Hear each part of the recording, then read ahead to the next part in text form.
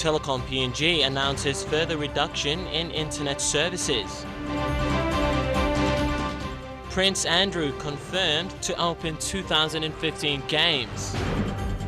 And NSL duo secure contract to play in New Zealand. This is National EMTV News with Tokana Hasavi. Good evening and thanks for joining me again for Thursday's news. Telikom PNG has announced a reduction in wholesale costs to internet service providers or ISPs operating across Papua New Guinea. Head of Telecom Wholesale, Wensi Noruka, when making the announcement, said internet and data users in the country can expect a significant drop in their monthly costs. Effective from July 1st this year, wholesale ISP prices will be reduced by up to 33% of the current wholesale price for data. The announcement was made at Telecom Romana this morning. Head of Telecom Wholesale Wensi Noruka said the reduction in price goes to all ISPs or internet service providers like Daytech, Daltron, Global and a few others, 11 ISPs in total. The reduction in the price goes to all the ISPs, and which means every ISP will be getting a 33% drop as of the 1st July. In the commercial terms, this is very good for the internet market. He said that from the wholesale front, they hope that the reduced wholesale rate flows into the retail markets. Mr. Noruka added that they are expecting new businesses to take advantage of the drop in price and come into the market. In the new market, in terms of the internet industry, it provides for new and upcoming ISP providers. Head of Marketing Xavier Victor said Telecom has made significant progress with its 4-point strategy, evolved around achieving network efficiency, people capability, product innovation and compatibility, and ensuring that Telecom becomes more customer-focused as a business. Mr. Victor added that the reduction of Telecom's wholesale rate should be attractive to small to medium enterprises wanting to develop an online presence. The SME industry out there should really be glad that this is happening, because eventually these reductions will filter down to the consumers, and we believe that SME market can be able to use this opportunity to start to develop their capacity, capability on online commerce and that sort of thing. I think there's opportunity for that to happen. Deli Waigeno, National EMTV News. Prince Andrew, the Duke of York, will officially open the 2015 Pacific Games in Port Moresby come July. Prime Minister Peter O'Neill officially announced this today. This will be the second time for the Prince to visit PNG. He's accompanied there by Brigadier General Rockers Lockingup. His Royal Highness Prince Andrew, the Duke of York, will officially open the 15th Pacific Games on July 4th this year in Port Moresby. Prince Andrew has accepted invitation by Prime Minister Peter O'Neill to visit PNG and officially open the 2015 Pacific Games. PM O'Neill was delighted when officially announcing this today. The Prime Minister says it is a measure of the standing the Games enjoys that His Royal Highness has agreed to officially open the event in a few weeks' time. Mr. O'Neill says he was certain competitors from across the Pacific, as well as Papua New Guinea, will accord His Royal Highness a warm welcome. This will be Prince Andrew's second visit to PNG.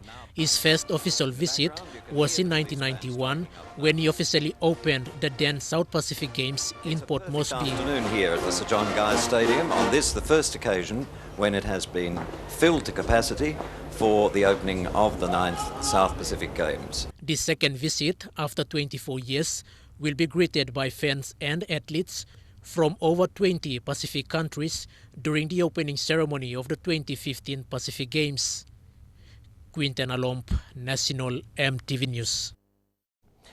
Australians are still banned from travelling to the autonomous region of Bougainville. Foreign Affairs Minister Reming Pato told Parliament the ban will not be lifted until discussions for a solution is completed in the interest of Papua New Guinea and Bougainville. The Foreign Affairs Minister was responding to questions raised in Parliament this morning by opposition leader Dawn Polye regarding the recent diplomatic issue between Australia and Papua New Guinea. Mr. Polye was concerned about the unnecessary current misunderstanding that might affect Bougainvilleans' welfare. Papua New Guinea and Australia. What is the government's position now? What have we done? For instance, has the government lifted the ban of travel of Australian businessmen and women and holidaymakers to Bougainville Island, or is the ban still there? Bougainville's issue is paramount importance and significance, and the Foreign Affairs Minister said the national government's role is to ensure it protects its autonomous region. In the course of discussion, the ban is still effective. And therefore, whilst those discussions are ongoing, the lifting of the ban has not yet taken place. So it will, in the course of the discussion, once the issues are finalized, then I think that we will find a solution to it. Bougainville's issue is of concern and sensitive and will need to be discussed in detail and carefully considered. While Papua New Guinea respects the strong bilateral trade missions with other countries like Australia, Mr. Pato said they must also be responsible, complying with national laws. But overall it will suit our own interests and will not in any way affect the issue of sovereignty, the territorial jurisdiction over our country and our country's affairs with any partner, no matter how close or how strong that relationship might be. Discussions are ongoing for a solution that will be consistent between PNG and Australia. Fabian Hakalitz, National EMTV News. The National Disability Policy sets the legal framework to support the implementation of the UN Convention on Rights of Persons Living with Disability. Director of church-run charity, the Network of Kalan Services, Brother Kevin Ryan says as a service provider, the policy has clear directions. He said the policy identifies 3 key areas, which include legal framework for implementation of international convention, the government's financial contribution, and the role of service providers. The challenge now facing service providers, including the Network of Kalan Services, is the implementation of the National Disability Policy. In regard to the inclusive education policy, I can comment because this is part of what we'll need to implement through the National Disability Policy. It's a very enlightened policy and a very positive policy. It's simply a challenge for all of us, government and non-government, to translate that into every school in the country. The policy's wonderful and fantastic. It's just the implementation we're all challenged with about how to find the best ways to do that. The Network of Kalan Service has 18 special education centers around the country, educating the deaf and the blind. Director of the network, Brother Kevin Ryan, said the National Disability Policy is a positive development in this area. The the legislative framework in the country to make sure it complies with the Convention of the Rights of Persons with Disability. It clearly sets the legal framework to support the implementation of the UN Convention on Rights of People Living with Disability. It also sets the pace in support of new legislation and reviewing of existing legislations, an area that has been lacking.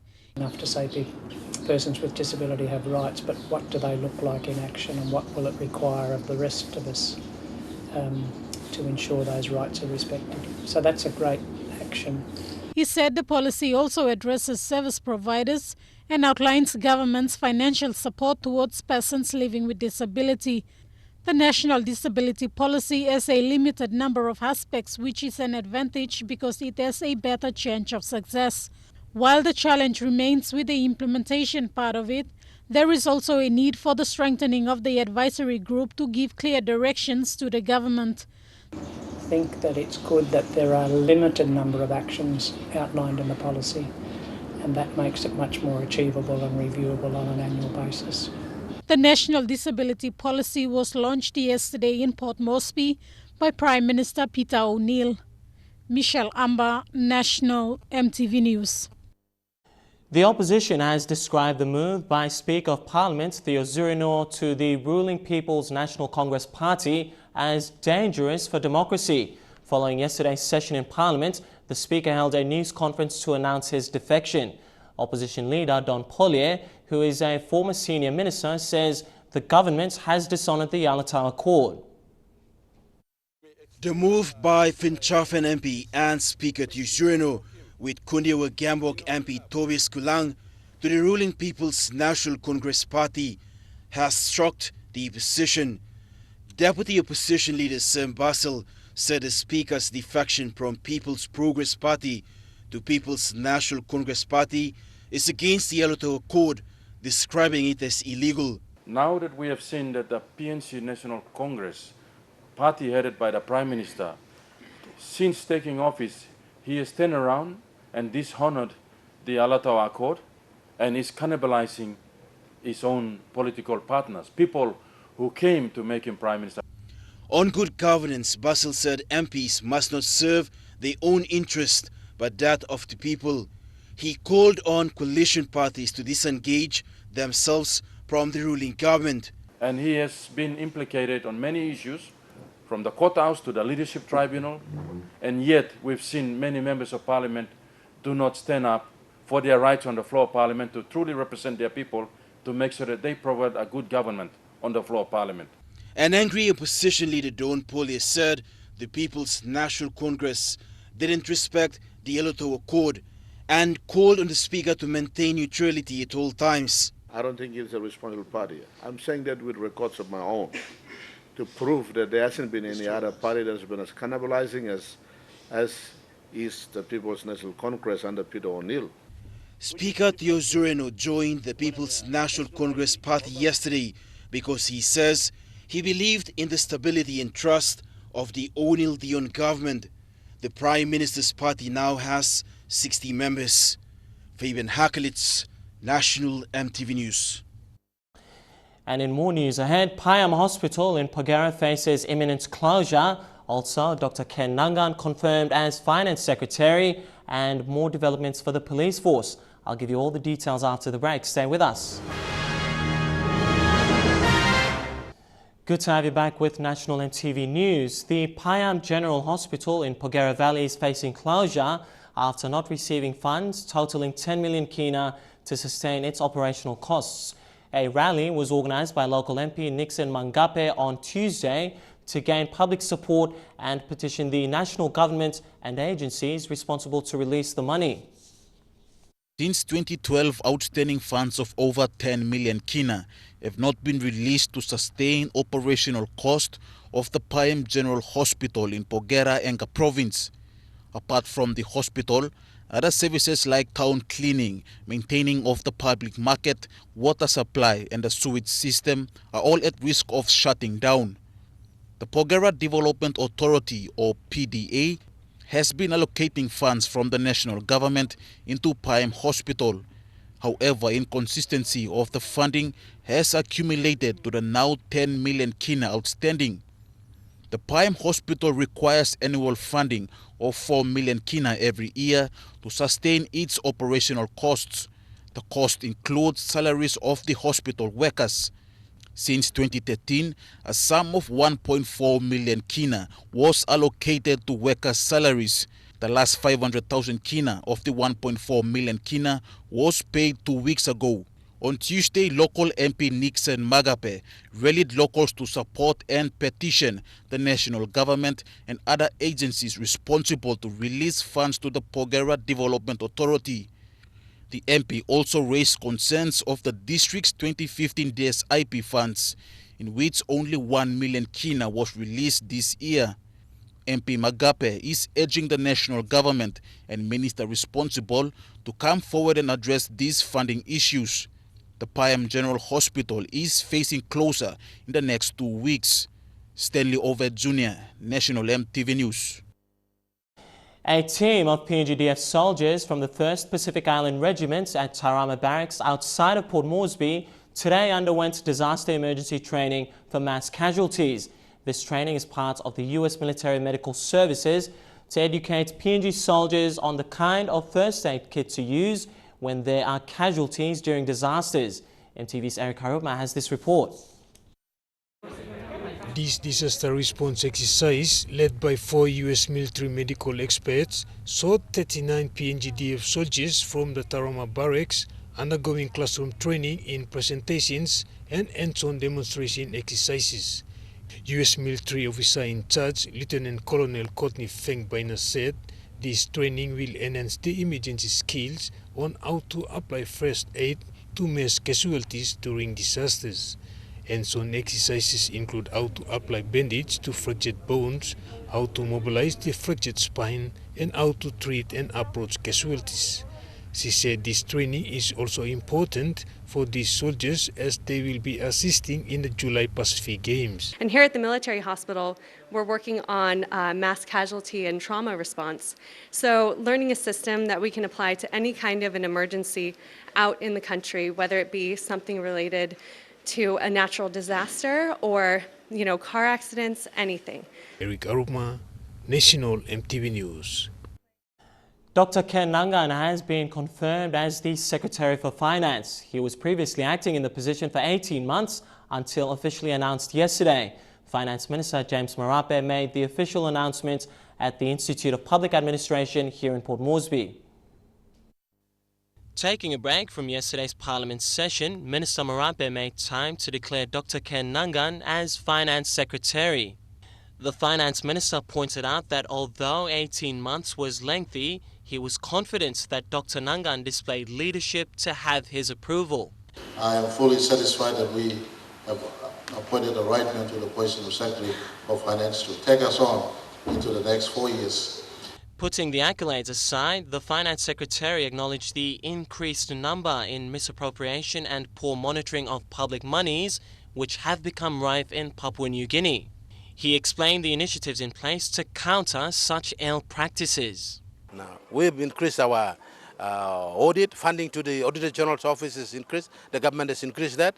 Funding for inspections and audit branch within the Department of Finance and Treasury has been increased.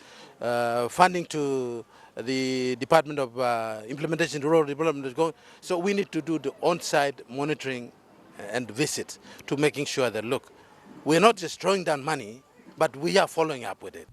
Dr. Nangan further mentioned that public finance management training programs were in place to empower his staff and raise the standard of finance competency, which complemented the Public Finance Management Act. We're extending this training, preparing them well, so that once we have rolled out the IFMS in the government departments here, the next phase is rolled out to the provinces and districts. The training is timely, so that we will now have better skilled people trained at the degree level, working in the provinces and districts.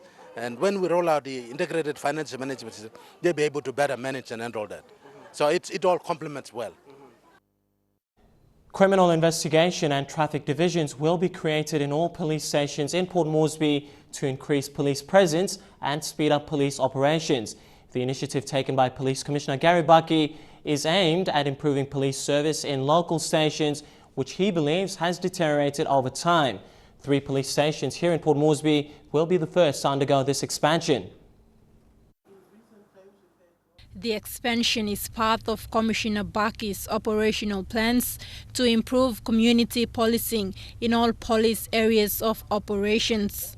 It came following a trend where crimes are reported to police but take a long time to be investigated or are not investigated at all. Currently, almost all criminal victims report to Boroko Police Station, but sometimes it becomes too crowded. The nation's population has grown to 2 million in 1975 to 8 million plus in 2015. The constabulary manpower was 4,500 at independence, and it has 6,000 this year. We are nowhere closer to the well-accepted ratio of 1 policeman equals every 400 citizens.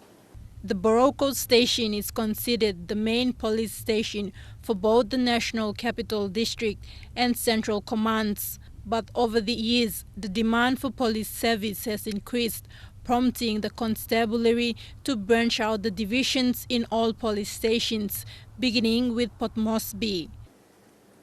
If the constabulary is to advance in its reformation, restructuring and its institutional capacity, building process will have to take place as well.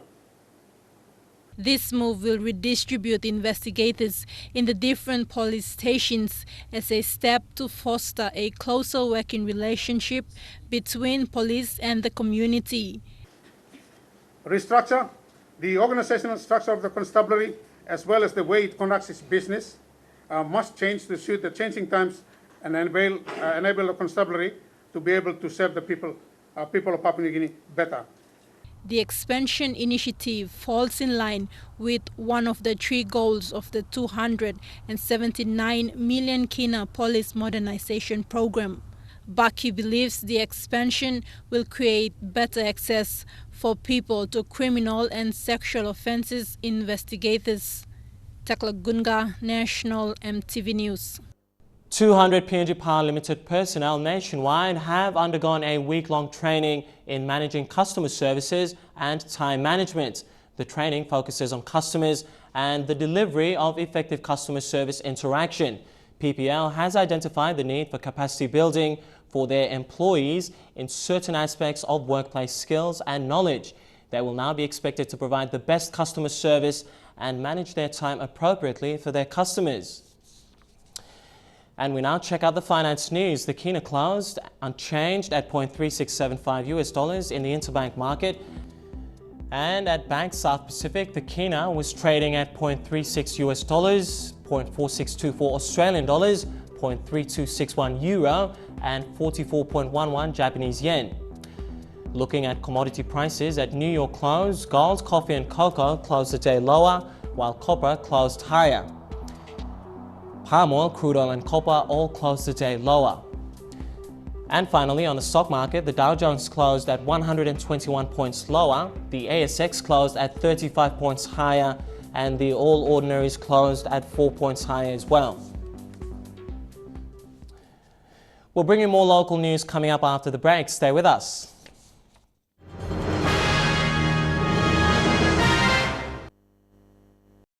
Good to have you back with National EMTV News. Executive Director of the Office of Climate Change and Development, Varagini Badira, says the Climate Change Management Bill will look at the impacts of climate change caused by current infrastructural developments in the country. His comments follow recent debates by civil society organizations who claim the bill lacks consultation and does not complement existing laws which relate to the management of the environment. Mr. Badira described the bill as sensible, saying it supports the government's decision to pass the bill in Parliament. Mr. Badira explained that the drafting of the Climate Change Management Bill involved legal consultations. He said since 2010, the bill underwent numerous drafting, but prior to that, the National Executive Council had approved a climate change compatible development strategy that initiated the process of consultations between landowners and OCCD. 7 provinces included in the Reduced Emission from Deforestation and Degradation Plus or RED Plus policy and the carbon trade went under some form of environmental awareness since the policy drafting. The office reports to the minister responsible without any legal basis, and we have to ensure that there is accountability, there is transparency in operations, the administrative process for this office. Therefore, the bill sets that legal framework in place. However, upon reviewing the bill, civil society organizations, including Transparency International, the PNG Eco-Forestry Forum, and other partner NGOs, said the bill lacks community participation and there was no clarity on the government departments who will be represented on the board. There is no provision actually to say this organization or this stakeholder should be on the board. They describe the bill as unfriendly and want more time to conduct awareness between land and forest owners before the bill can be passed as a law. Therefore, it has got to be properly debated, properly consulted before it is even tabled in Parliament. But OCCD said the introduction of the bill will create the platform for the government to finally have a legal instrument in place to adequately address climate change for the benefit of our people. Badira said PNG will become the first nation in the Pacific region to implement a law that will look at minimizing the effects of climate change as a result of infrastructural development. The bill will support sectors that want to go into a more climate-smart development, to give them support, technical capacity, to give them support on setting measures in place that will drive climate compatibility. The bill is yet to be tabled in Parliament. Takla Gunga, National EMTV News. Sections of the Bulolo Highway in Morbe Province are crumbling faster than they are being fixed. This power pylon near Mare remained as it was after its foundations were removed by floods in the beginning of the year. Further up the road, a large section has been eaten away by the recent floods. While mounds have been placed to prevent traffic, it is posing a serious hazard to travellers at night. School violence and cult practices have increased rapidly in many provinces of the country. Fights between students are said to be an ongoing issue, which also involves the public, causing major destruction and damages to school properties. The Catholic Bishops' Conference of PNG and the Solomon Islands strongly highlighted that the only fundamental solution to school violence is educating children on the quality attributes of life. School fights and cult practices in schools have increased rapidly over the past months. The question of why, how and what causes this violent and dishonorable human behavior in schools is still unanswered. This violence has resulted in students' death, public violent involvement, causing distractions to school properties and installing fear in the lives of the many innocent children who are there to get an education. An education agency stressed that the only solution to prevent school violence is through educating young minds on values education by teaching social, moral and spiritual values to the student. This was emphasized during a media statement by the Catholic Bishops' Conference of Papua New Guinea and the Solomon Islands. The parents should take ownership of their students and their behaviors. And secondly, it is the teachers in these schools that they have to imbibe the values, spiritual, moral and social values. If they don't learn in the schools, where will they learn? So we think that it is the teachers should take responsibility. And in order to teach these values to the students, the teachers themselves should have these values. What you do not have, you cannot give to others. More on practice of virtues and values education should be revised to accommodate the standard-based curriculum currently taught in schools. Values education could really be integrated into all the subjects. If you are teaching mathematics, what value could the students get from the teaching of mathematics? Father Victor emphasized that the Catholic agency is looking forward to collaborate with other religious and education agencies, encouraging values education to help teach the students good deeds, preventing school violence and creating betterment of the society. Julie Badui Owa, National EMTV News. Trukai Sports is coming up next, and the mighty Queensland Maroons takes Game 1 of the Origin Series, and NSL soccer duo secure contracts overseas. Stay tuned for all the details.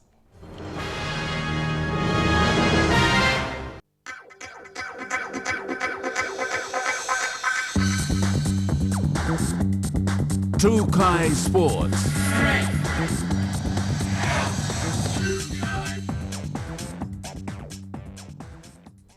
Welcome to Trukai Sports. To NRL, the Queensland Maroons have won Game 1 of the 2015 State of Origin Series, defeating the New South Wales Blues 11 points to 10. The victory came when Queensland's halfback Cooper Cronk snapped a one-pointer in the 74th minute to secure the match for his state. Will kick off. So Origin is underway. Queenslanders won the toss and elected to kick off, giving the Blues the opportunity to run the ball. The Blues were hard on defense, keeping constant pressure on the experienced Maroons forwards. Queensland's fullback Billy Slater thought he had scored the first try of the game off of Jonathan Thurston's grabber kick, only to be denied by the video referee. Remains no try anyway. However, they couldn't be denied again in the 12th minute when Cooper Cronk crossed over through a Cameron Smith dummy half and a successful conversion. gave Queensland an early 6-0 lead. Kick absolutely online from Thurston. So it wasn't long until the Blues replied through star fullback Josh Dugan, with the line break before setting up Josh Morris in the corner to score. Josh Morris has got the bounce from heaven. He puts the ball over the line. The conversion was unsuccessful, and the Blues kept the pressure on in the Queensland's territory, with swift passes from Robbie Farah and Trent Hodkinson, and a cutout pass by Mitchell Pearce found Beau Scott, who muscled his way over the line, with the score at 10-6 at the halftime. The second half was dominated by Maroons, keeping the New South Wales Blues at bay in their territory. With the quick swift in the play the ball by Cronk to find Will Chambers on the wing to level the score on 10-all in the 25th mark in the second half. And here's Chambers scoring for Queensland. Will Chambers has scored. In the 55th minute, Cronk's magic field goal sealed the victory for the Maroons. Cronk is right in front. There goes the shot from Cooper. He turns his back, he knows it's there. Shane Soroya, National EMTV Sports. That was a good win. While thousands celebrated the Maroons' win last night, punters who bet on the Blues were left licking their wounds.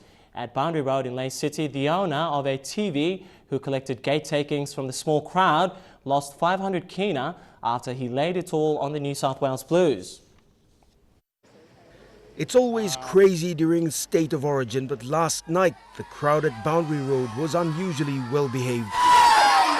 Before the match, the predictions came from all around with a strong leaning towards Queensland.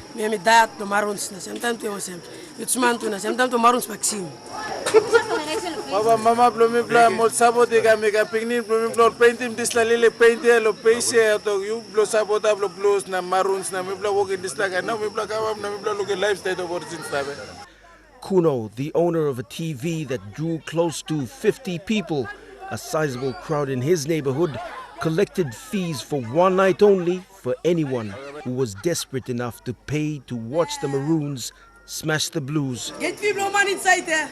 At the end of it, he made 60 kina from the takings but lost a hefty 500 in bets. Me to Blues Manda, so we bet him no Maroons and win, so me no gross, me bet him the 500 kina now. Me must have son. Ogata mantor Blues sol 1 belt ason if the mas will lose the 1 belt and dollars. Me will 50 year long Kuno. But just like the Blues last night, his Origin spirit has not been dampened. In the next State of Origin game, he plans to double his bet. 1,000 on the Blues coming up, and the crowd of 50 is also expected to double. Scott Wide, National EMTV Sports, Leigh.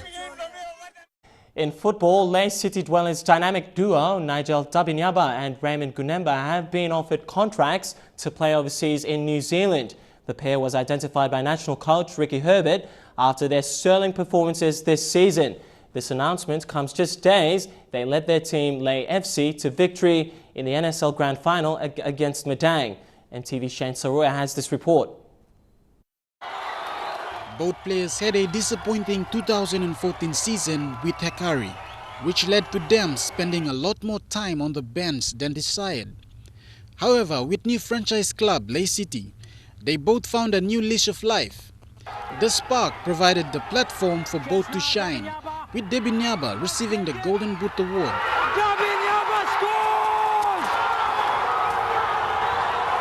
And Gunemba runner-up on that list. The duo have been signed on with Kapiti Coast United in Wellington in New Zealand. There he is, the man of the moment. Other players throughout PNG's history have also been selected to play for clubs in New Zealand. Amongst them, Madang midfielder Alvin Komolong and FC Port Moresby head coach Reginald Devani. For Gunemba and Dabinyaba, however, the chance to showcase their phenomenal partnership overseas is a major boost for the pair. Chip it over. With easily the best partnership in the competition leaving, Leigh City Dwellers will have to look for new pairing, especially with the talk of another team in the Oceania Champions League still in the air. And to a large extent, how will the departure of the biggest stars of this season impact the NSL in 2016? Shane Saroya, National, MTV Sports. Well, Trukai Sports continues with updates on the Pacific Games. That's coming up after the break. Stay tuned. Trukai Sports. Good to have you back with Trukai Sports. Well, the fastest man in the Pacific, Fijian Ratu Banavu Tambakakore, is gearing up to defend his 100-meter and 200-meter titles in the July Games. Tambakakore broke the Pacific 200-meter record in the Oceania Championship in Tahiti in 2013 after beating Nelson Stone, narrowly shaving off 0.1 of a second off the previous record which Stone had set at the 2011 Pacific Games. At the Oceania Championships in Cairns earlier this month, Tambakakore continued his dominance on the track when he clocked in a personal best of 20.68 seconds in the 200 metres, ahead of PNG's Nelson Stone, who clocked 21.67 seconds. 44, nice. Pacific Sprint King Banuve Tambakakore says he is aiming to run below 10.16 seconds in the 100 metres to qualify for the Rio Olympics next year. The Fijian sprint star will lead Fiji's athletics team to the Pacific Games and admits that it won't be easy competing against his biggest rival on the track, Nelson Stone. Stone's success dates back to 2007 when he made his first appearance for Team PNG at the Pacific Games in Apia, Samoa. Athletics Fiji have acknowledged that Banuve Tambakakore faces stiff competition in PNG, and with home nation support behind Stone, it will be a tough battle. In the women's athletics, the Fijian sprinters are the favourites to take silver in the 100 metres, 200 metres and 400 metres as PNG's Toya Whistle continues to clock the fastest time in the region in these events.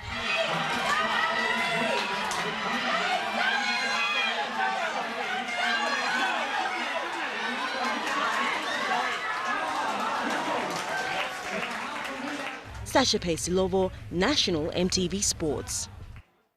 The national boxing team has had a number of international fixtures in preparation for the Pacific Games. They are currently going through the high-altitude training camp in the Philippines under the supervision of national coach Joe Alpha and expert coach Alan Nicholson. Boxing president John Avira says the team is on track in the lead-up to the Games. MTV's Elijah Levet has this report. All boxers have shown they are ready to win gold for the country and face off with our biggest rivals in July. For the Pacific Games, we're expecting the Samoans and the Tahitians and of course the Fijians to come up strong. They've been our rivalries over the years in Pacific Games. But again, we have a very good, formidable team that we have confidence and train for this occasion. It's a big event for us, especially when we are hosting it, and we're looking for good results, and I'm quietly confident that our team will bring the goods home. The team will be back on the 17th of June, then prepare for the Queensland Fight Night. The Lamana Fight Night will be staged for the second year running on the 20th of June and will feature invitational fighters from Queensland, Australia and the Papua New Guinea national boxing team. President Avira thanked their sponsors for supporting the team and appealed to potential sponsors to also support the fight night. Thank you to all our sponsors, the government of PNG, through the G4G, Sports Foundation, and Lamana Hotels for their support all throughout, and any potential sponsors who would like to come and join us as a team. I also would like to appeal to other potential sponsors that we are hosting Queensland on the 20th of June this next month, and we will be, and also the general public that they can come and watch and support our team during that Saturday 20th of June. Elijah Lavet, National MTV Sports. With the influx of over 4,000 athletes and officials and crowd expected during the Pacific Games, the PNG Defence Force has assembled the Long Range Recon Unit. After completing a 6-week training program, the Long Range Recon Unit will be engaged to tackle hostile situations that may arise during the Games. This follows the Memorandum of Understanding signed earlier this year between the PNG Defence Force and the 2015 Pacific Games Committee. 30 personnel from the Long Range Recon Unit demonstrated the completion of an intense 6-week training program for the PNG Defence Force today in Port Moresby. Under the Defence Corporation Regiment's Mutual Assistance Training Program between the PNG Defence Force, Australian Defence Force and New Zealand Defence Force, the Long Range Recon Unit is assembled to tackle the influx of crowd capacity that will be endured during the Games. These exercises have been ongoing, but because of the government of Papua New Guinea requesting New Zealand and Australia to assist Papua New Guinea in hosting these very two significant events this year, which is the Pacific Games in July, and the other one in 2018. This is part of that arrangement, but more specifically, New Zealand and Australia supporting the Defence Force to build up the capability and to a level where it is ready and prepared. The training program equips PNGDF personnel in covering areas of approach and engaging in environments and planning in hostile situations in an urban terrain. What we're here for is the long haul, and I know I speak on behalf of all the Australians and the Kiwis, that we're here to work with you and through with you to develop into that capability you aspire to be. And you're at a very, very good level right now. Although the PNGDF have been working through skeleton funding over the years, military ties have played a major role in sourcing such training to better equip Defence Force personnel. Over 4,000 athletes and officials are expected to participate during the Pacific Games in July and will impose a number of challenges of traffic and crowd control and unpredictable situations. Under the MOU signed earlier this year, 300 PNGDF personnel will be deployed to ensure security and safety throughout the Games. Scholar Sengi, National, EMTV Sports. Well, Trukai Sports ends on that note. The weather details for the next 24 hours when we come back. Stay tuned. Trukai Sports.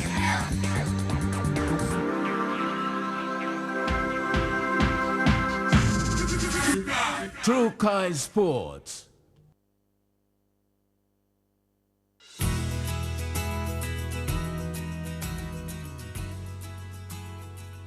Taking a look at the weather forecast for tonight and tomorrow in southern region, possible evening showers expected in Port Moresby. In Momase, mostly fine expected in Wewak, Madang and Vanimore. In the New Guinea Islands, a shower or two expected in Buka. And lastly, in the Highlands region, brief evening showers in Goroka and Kundiawa. Well, that's the way it is this Thursday, the 28th of May, 2015. From the news team, I'm Tokana Hasavi. As always, thanks heaps for your company. You take care and stay safe. Good night.